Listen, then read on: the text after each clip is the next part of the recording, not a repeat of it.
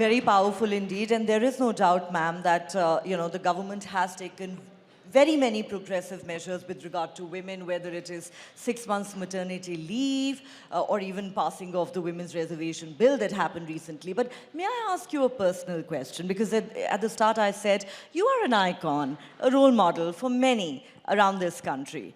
Your personal journey has been marked by multiple milestones and firsts. You made a very successful transition from entertainment to politics. I think it would be safe to assume that there would have been many challenges along the way. Since we are talking about Nari Shakti, and frankly, you are an embodiment of that, I want to ask you, how did you manage to smash the proverbial glass ceiling and storm those male bastions? So firstly, the very idea of a glass ceiling is an American one. It is not a global south concept at all. And I say this vehemently for 2-3 issues. When the US had this whole feminist movement and spoke about the glass ceiling that needs to be broken, if you look at it anthropologically and from a perspective of social science, India had already had milestones with regards to women and their status in society. Point in case, if you're somebody who's a fiend for research, pick up the Arthashastra. Now in India, we passed the Prevention of Sexual Harassment at Workplace Bill in the year 2013. But the Arthashastra that was written thousands of years ago, in fact, has a documented evidence of what the administrator or the rulers should do if a woman at work is harassed, and especially by a public official. The challenge is that you never highlighted these aspects because these aspects never found political value. And that is when Prime Minister Modi speaks about Vikas and Virasat, that these issues become central.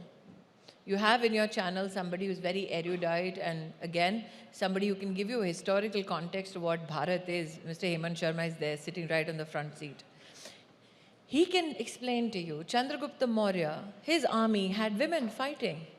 You are the only nation that can historically evidence that in your fight for independence, you had a female ruler called Lakshmi Bai who went to war on a horse, tied her child to her back and raised arms against the British. Can you find any woman in battle with her baby tied to her back in any other war of independence anywhere in the world? You won't find it. So when Prime Minister Modi says Virasat bhi, Vikas bhi, that is the one aspect I'd like to highlight. The second thing is that we do a great disservice to women when we keep them confined only to issues of women. We never ask men, what are you doing for men? And you're the embodiment of everything a man should be. We try and put the woman on that pedestal and say, oh, you are great and you are the inspiration.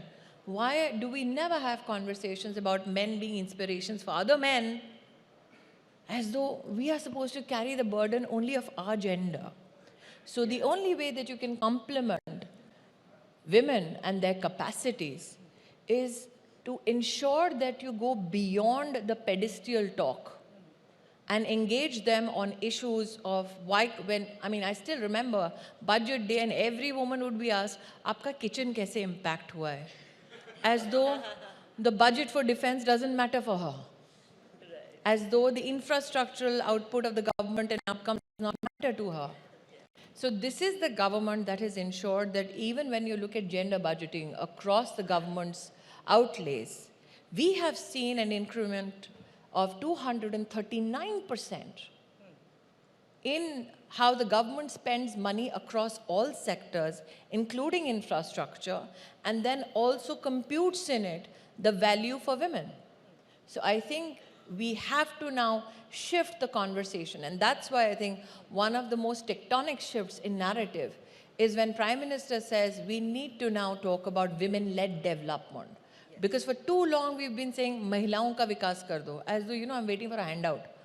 Yeah. So what Prime Minister Modi has done is say that if you want to develop as a nation, you can't afford to leave the women behind. Yeah. That is a much better conversation.